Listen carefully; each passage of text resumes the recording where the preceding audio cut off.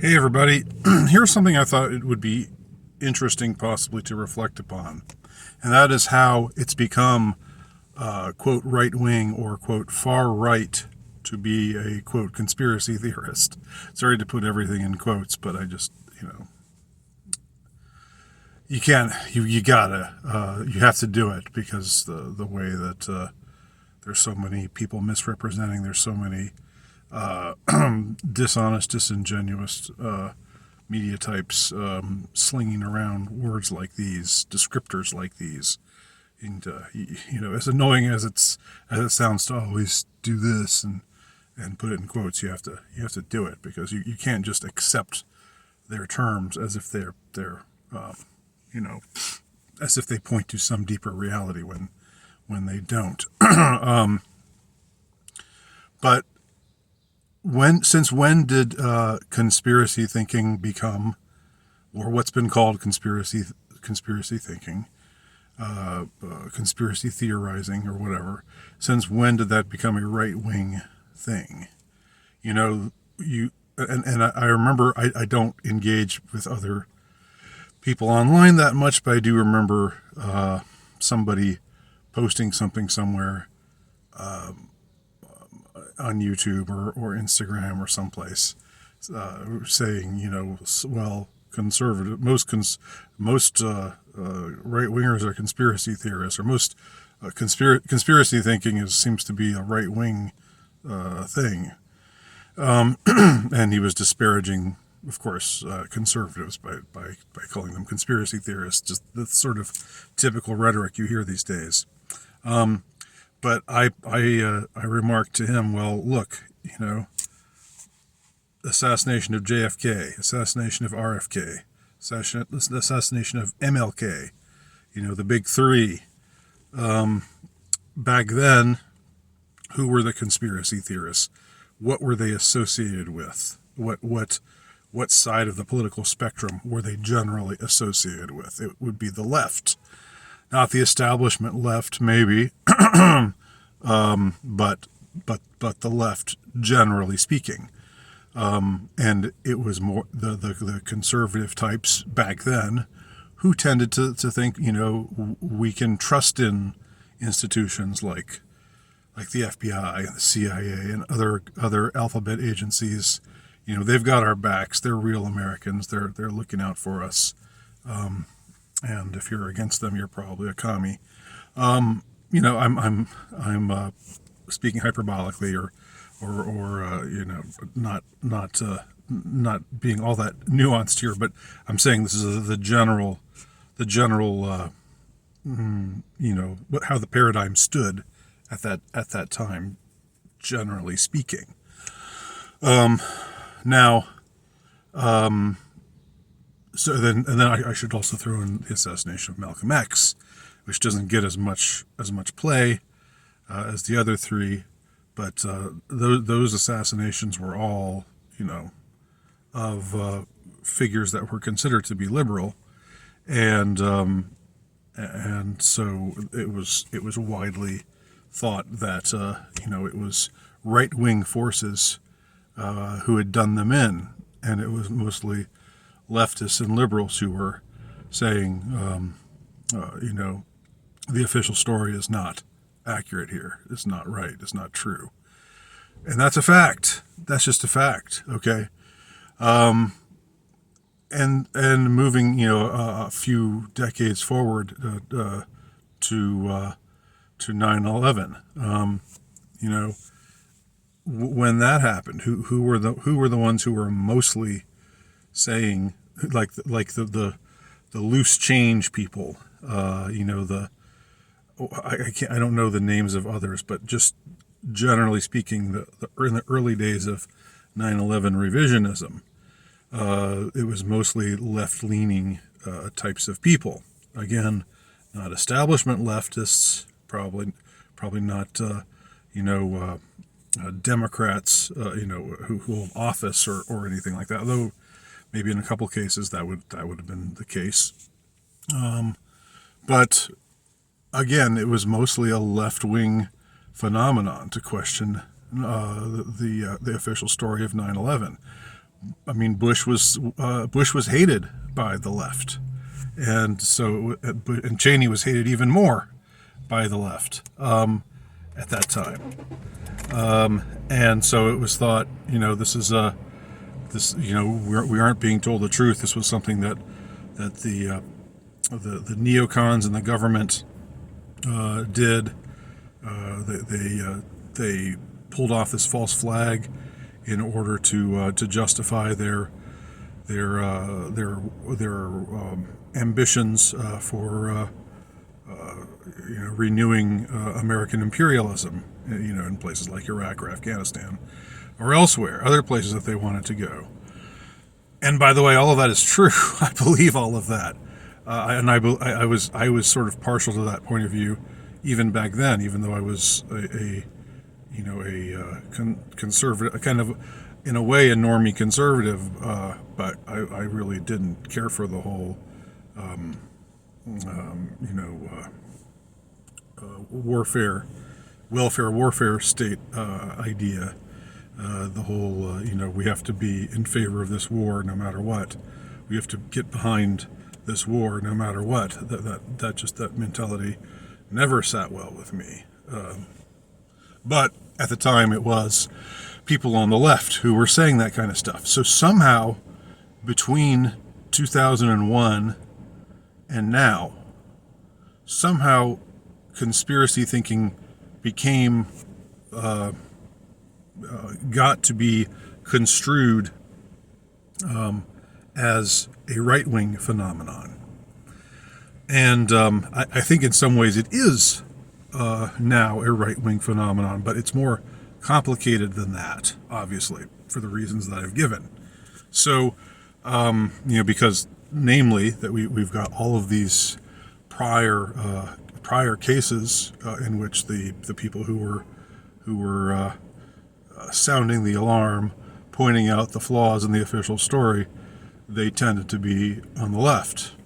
I think there were maybe some exceptions on the right. Like, I think the Birchers were they didn't like the Vietnam War, and they maybe thought that JFK was hit by the CIA and stuff like that. But they're the exception that proves the rule. So we've also seen how people on the right now, there's this grave distrust of alphabet agencies. See, this is my super suit today. I'm wearing my super shirt. I'm God hates feds man.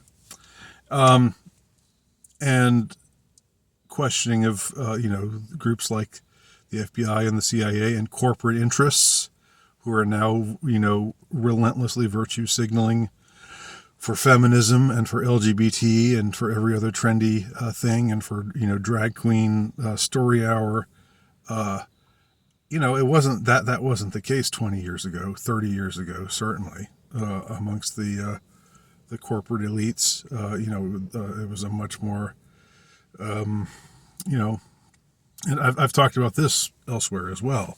The big turning point to me was the end of the Cold War. I think that was hugely significant because it was at the end of the Cold War that those forces who were pro-American normalcy suddenly turned their guns back at the same Americans.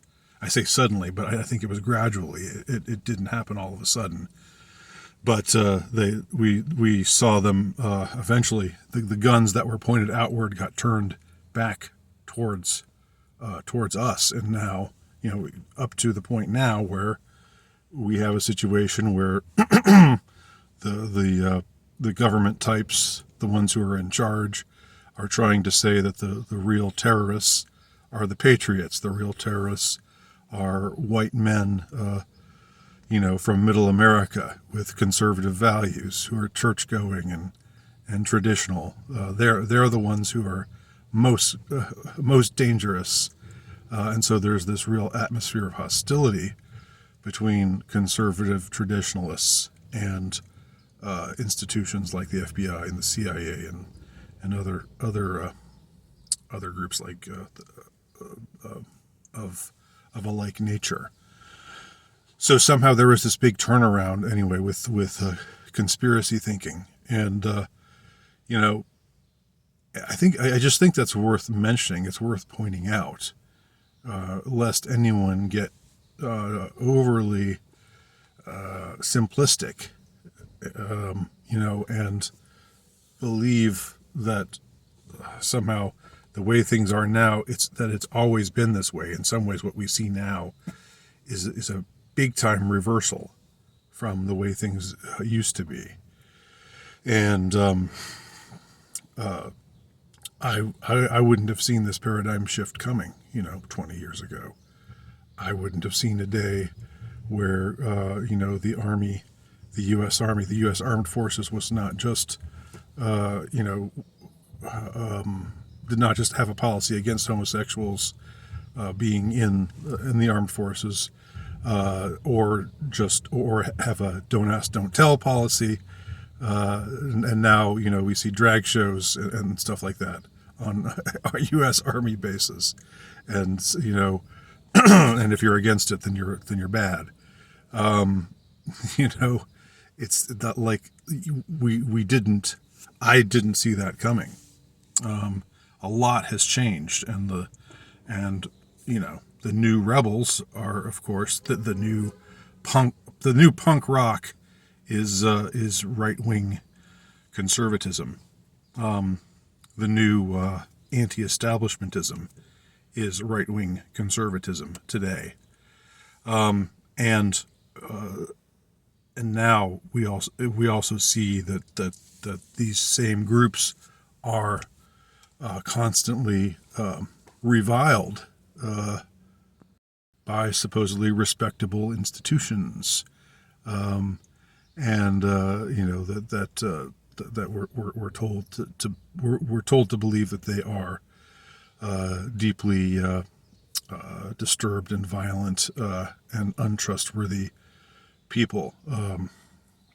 Now, just to bring it full circle with Ohio, you have this situation that's very awkward for the powers that be. Unless they did it intentionally. Well, even if they did it intentionally, if what happened with the derailment was what was intended to happen, it's still got to be kind of awkward to, if you're part of the group that made this happen to this community intentionally, because you hate this segment of the population, the Rust Belt, the white working class, the Trump voter base, which is predominant in that part of the country, the Appalachia section of America. The kind of poor people that liberals and leftists do not virtue signal with. They don't go to these places and show what good people they are by dwelling with these kind of poor people. They would rather be with the cool kind of poor people, like the black and brown poor people in urban settings. So now it kind of comes full circle, where you have this situation where the administration that's currently in charge absolutely hates, loathes, and despises these people. That it just so happens that their policies have led to, either their policies have led to this accident that happened, which poisoned this community and much of the environment and much of the farmland and the drinking water and so forth, or the other alternative, which when you see things like, why do they film this movie White Noise, which has this almost exact same incident happen? Why do they do that? Again, a case of predictive programming, which is another whole nother issue, but it's an interesting issue that gets talked about other places. Why do we have that happen? Why does the EPA, the CDC change their policies on these kinds of chemicals, and make it so that their lethality is not as emphasized. Something else I've talked about.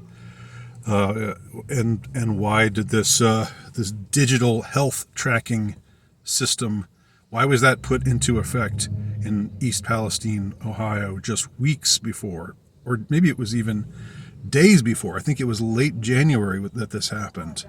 All those things definitely, if they don't raise an eyebrow for you, they should.